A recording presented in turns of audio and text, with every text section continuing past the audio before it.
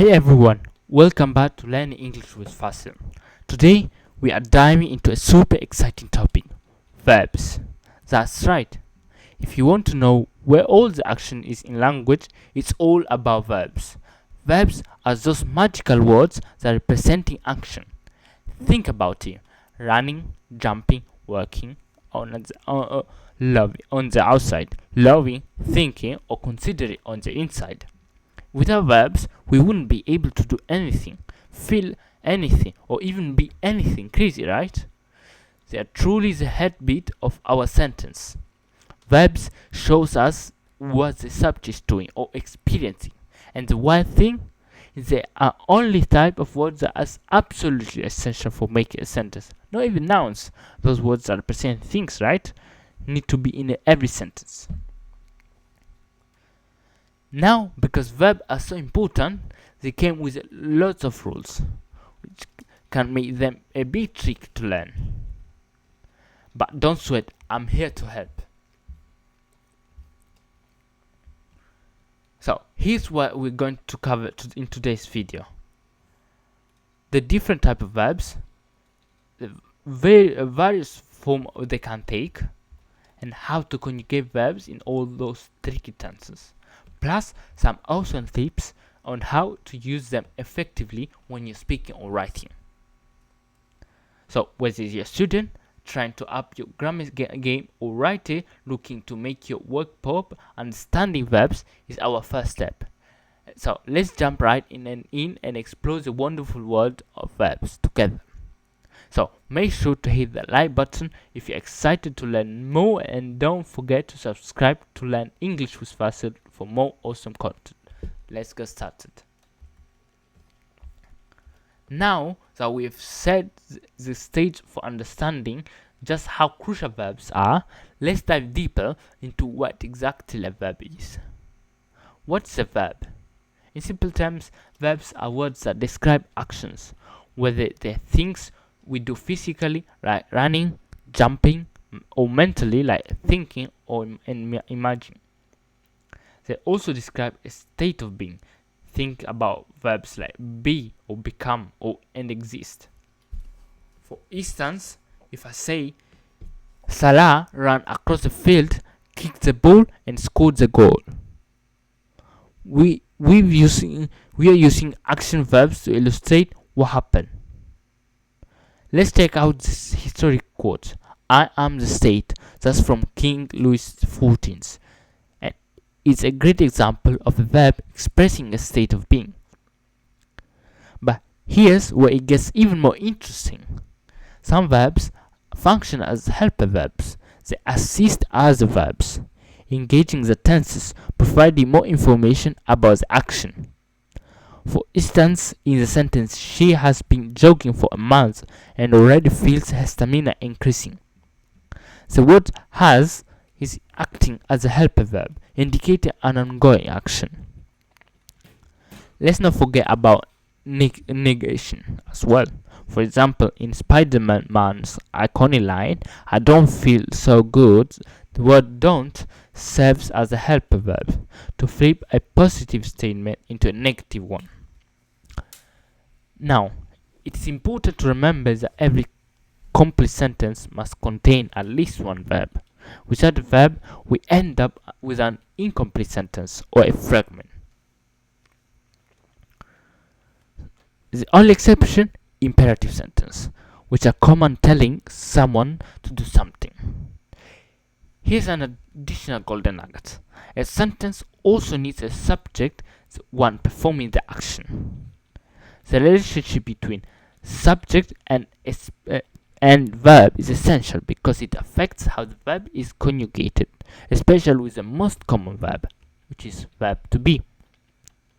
Now that we've established what makes a verb tick, let's move on to different types of verbs and how we can use them to make your writing and speaking more dynamic.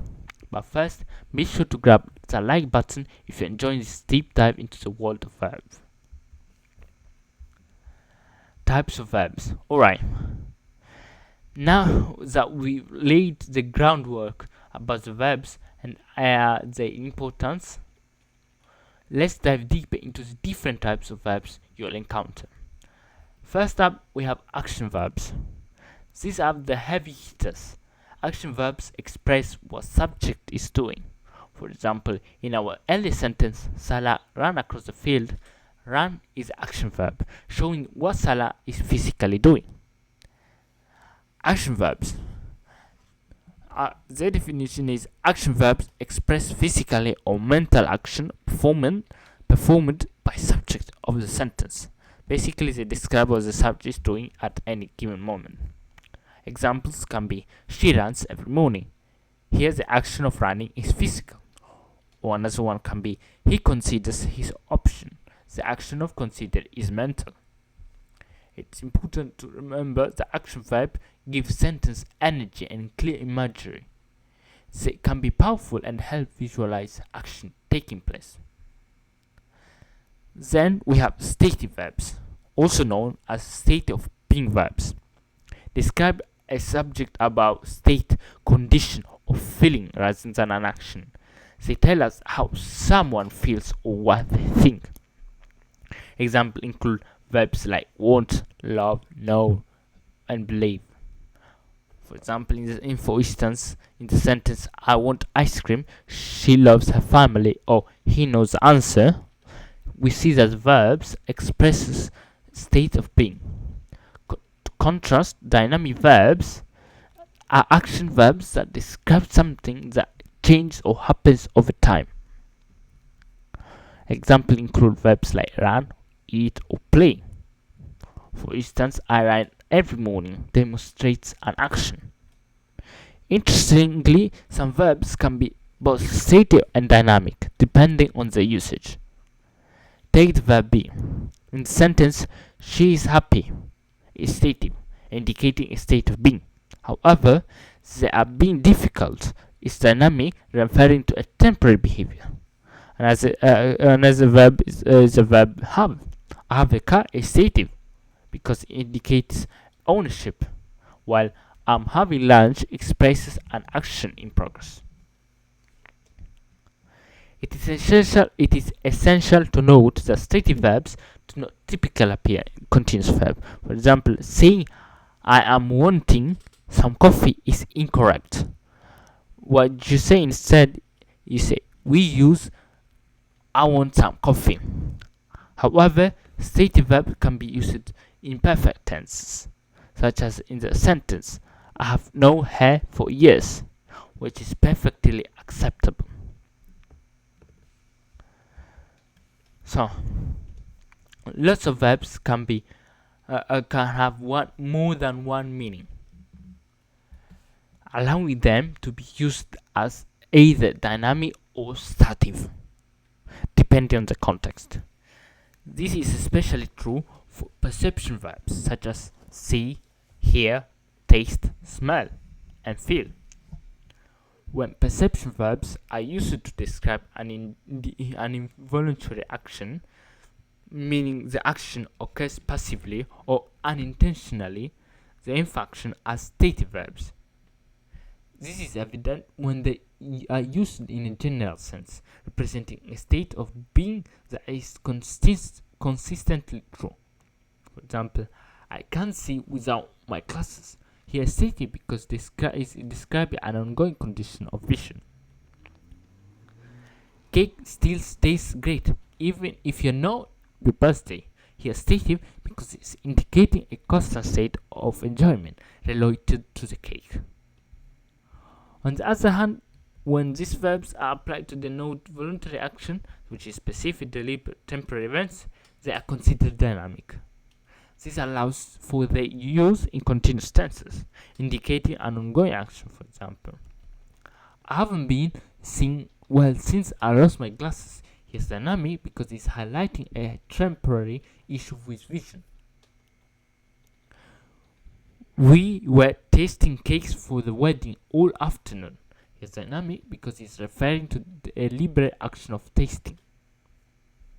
Moreover, some perception verbs can take on different meaning, particularly when they are part of the expression of phrasal verbs. Often, this means they can act as dynamic verbs. For instance, Romeo and Juliet had been seeing each other for just 5 days when they died. His dynamic because it's indicating a specific and unintentional relationship. In addition to perception verbs, other verbs like think, have, and be also follow similar voluntary and involuntary rules, depending on the usage. They can serve either as dynamic or stative verbs. One example can be think. I think roads, but I think toads are better than frogs. He is stative because he's expressing a consistent opinion. Or all morning I was thinking about how toads are better than frogs. He is dynamic because it's indicating the temporary action of thinking. I have a 10-year-old dog. Here is making it's become stative because it's indicating permanent ownership. I am having a party for my dog's 11th birthday. But while here becomes dynamic because used in a specific context of celebrating. Then we can use it also with verb to be. He is nice to everyone. He is stative because describing an ongoing state of personality trait. He was just being nice to everyone to get a promotion. While here becomes dynamic, referring to an intentional behavior for a specific purpose. Understanding this distinction allows for clearer communication and better grammatical accuracy. By recognizing whether the verb is being used statively or dynamically, based on the context, you can convey your message more effectively. Next on our list, we have auxiliary verb or helper verbs. As we discussed earlier, these verbs work along the main verbs to provide more context, particularly around tense or mood. An example is in the sentence, they are planning a party, or she has been studying, or the book was read by many. And the example, they are planning a party here are helps convey the ongoing aspect of the planning.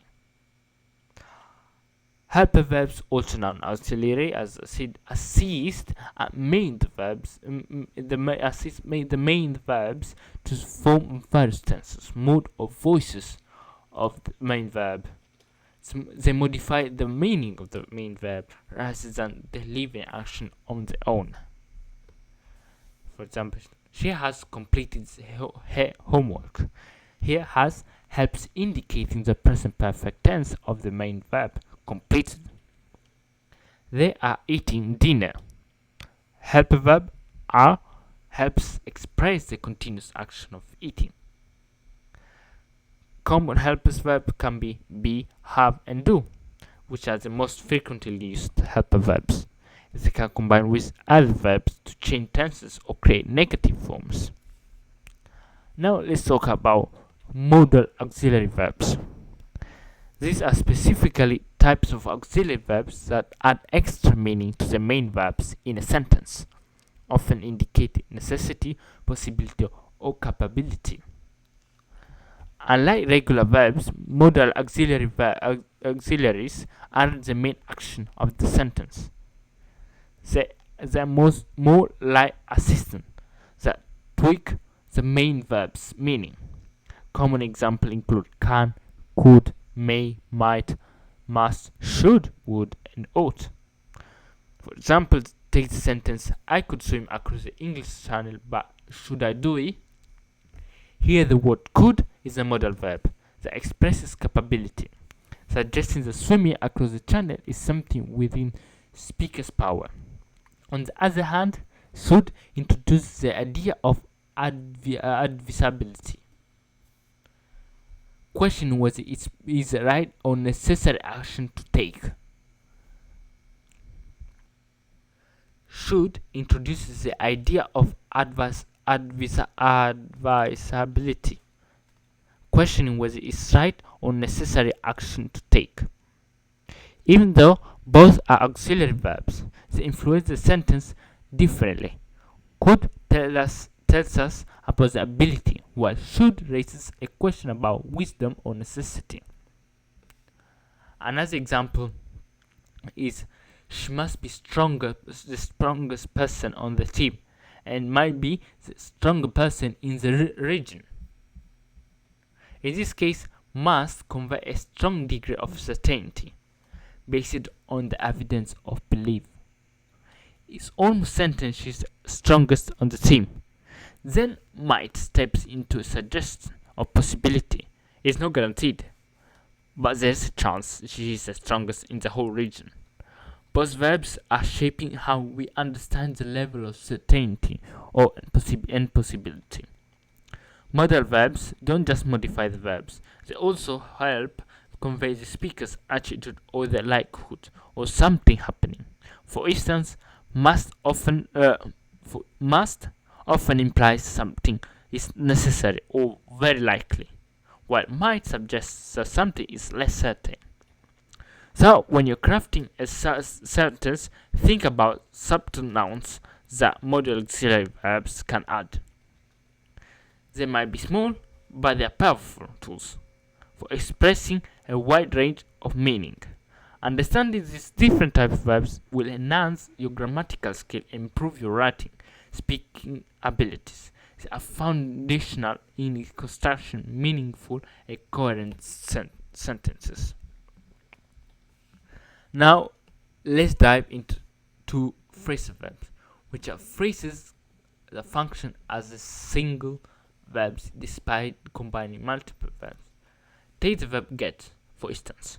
It transforms into various phrasal verbs when paired with different prepositions. Consider the example: when the bus stops, passengers get out on the sidewalk. Or after losing his job, he's getting by on saving. In each case, get change its meaning based on the preposition is combined with. The key point with phrasal verbs is that they act as one unit. When you use them with other verbs or preposition, you only conjugate the verb part of the phrase, not the entire phrasal verb. So in this example, you conjugate get, not get out, or getting by. So understanding this can help you use phrasal verbs more effectively and make your speech or writing more fluid and natural. Verb categories. Now let's talk about verb categories and how they function in sentence. Verbs can come in different types, and understanding these categories are really enhance your gaps of how they work. Here's the main categories we'll cover: dynamic, transitive, intransitive, intransitive. Now let's dive into how verb interact with object, which brings us to three key categories: transitive, intransitive, and intransitive verbs. Transitive verbs. These verbs require a direct object to complete their meaning. The direct object is a person or thing that the action is happening to. For example, the sentence Lindo threw the ball to the ground. Threw is a verb. The ball is a direct object, and the ground is the indirect object. Lindo is performing the action of throwing, and the ball is receiving the action. Then we have intransitive verbs. Here, these verbs do not need a direct or indirect object to make sense, but they complete the action on their own. Example might include verbs like go, walk, run, talk, sit, sleep, and work, so many others. For instance, if someone says I run every morning, run is intransitive because it doesn't require direct object. Finally, we have the intransitive verbs. Here, these verbs can use both a direct and indirect object. They don't always need both, but they have the option. For example, verbs like throw, make, buy, sell, read, give, and bring are the intransitive. If we go back to our example, Lindo threw the ball to the ground. Threw is the intransitive verb because it involves both a ball, direct object, and the ground, which is indirect object. I didn't include it here this next step because I didn't thought it was necessary, but I might give you something to explain the little bit, but I don't think it's necessary for intermediate level. Which this topic is just ambient transitive, which meaning that they can act as either transitive or intransitive depending on the context. For example, if you ask someone if they're hungry, they might respond with no, already eaten, intransitive, or no, I already have ate sandwich, transitive. But here it's not really necessary because we have the intransitive, which is similar to it, but we don't really need it, like I said. Then we have active and passive voice. Understanding the difference between active and passive voice is a key mastering clear and engaging verbs. So let's break it down. Active voice is in the active voice. Sentence structure is straightforward. The subject perform is action, and the sentence typically follows this pattern: subject plus verb plus object. Strickland throws a ball to William. Strickle is a subject who performs the action of throwing, and the ball is object receiving the action. It is clear and direct, and usually the preferred choice for most writing. While in contrast, the passive voice shifts the focus of the sentence. It emphasizes the action of the objective receiving the action rather than who is performing it. The structure is object plus form of be plus past participle plus by subject. For example, the ball was thrown to William by Strickland. In the sentence, the ball becomes subject of focus, and we add form to be.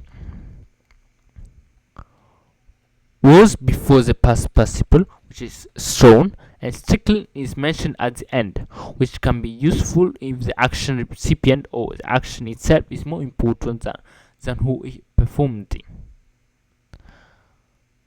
When to use passive voice is often used in scientific writing, reports, or in any context where the action or the result is more relevant than the doer. For instance, a breakthrough was achieved in the study.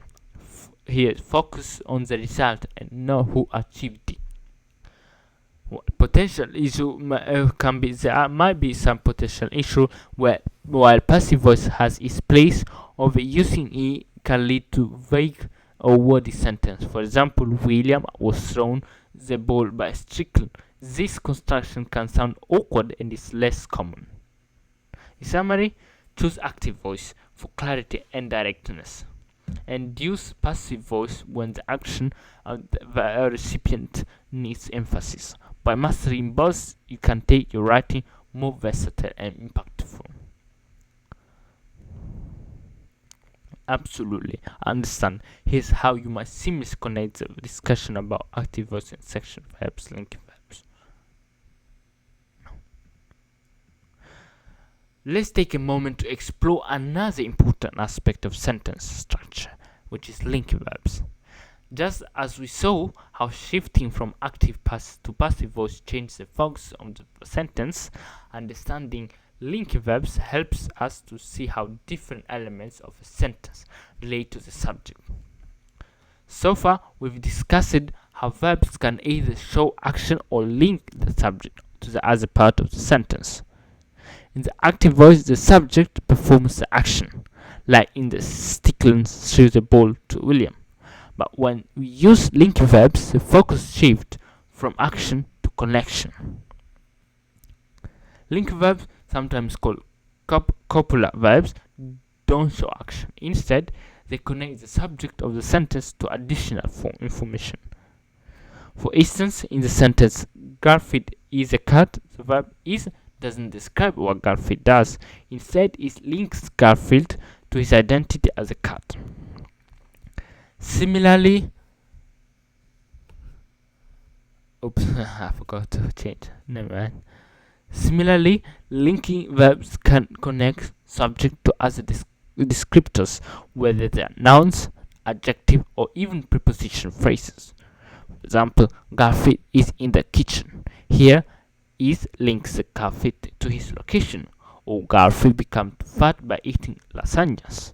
The verb become shows a change in state, connecting Garfield to his new condition. Not only that, performing not only that, but linking verbs also play a role in our perception of the subject. Consider sentence like the mild sauce also tastes spicy. Here, tastes links the mild sauce with perceived quality of being spicy. Birds look happy when the sun comes out. The verb look connects the birds to the appearance, showing the emotional state on observation.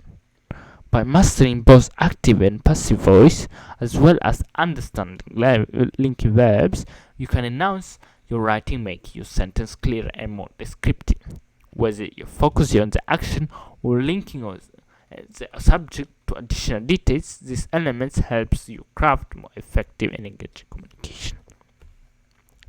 Now let's dive into another important aspect of verb, the distinction between regular and irregular verbs. Verbs that have different forms to show various uses, such as action that happens in the past or on action that happen continuously. Generally, verbs follow specific conjugation patterns that makes them predictable. These are known as regular verbs. For instance, with regular verbs, you can simply add ed to form the past tense past participle. Verbs like walk become walked, and play becomes played. However, some verbs don't follow this pattern and have their own unique form for the past tense and past participle. These are known as irregular verbs, and they include the most commonly used verbs in English, such as be, go, and have. For example, be is a present, was where is past, be is past participle. Well, go is present. In the past you say went, in the gone is a past participle. While have is have in the present, had in the past, and had in the past participle. The irregularity of these verbs means that there are not set rules to follow for the conjugation. Instead, the only way to master them, unfortunately, is through practice and memorizing. But don't worry, there are effective strategies and mnemonic devices to help you remember this format, which I'll explain it in more detail in some others video. But by understanding the difference between regular and irregular verbs, you can improve both your speaking and writing, making your English usage more accurate and natural. Thank you for watching this video. There will be a second part, which is going to be about verb form and some other topics about verbs. So don't forget to check for new videos, and subscribe and like this video, and see you next time.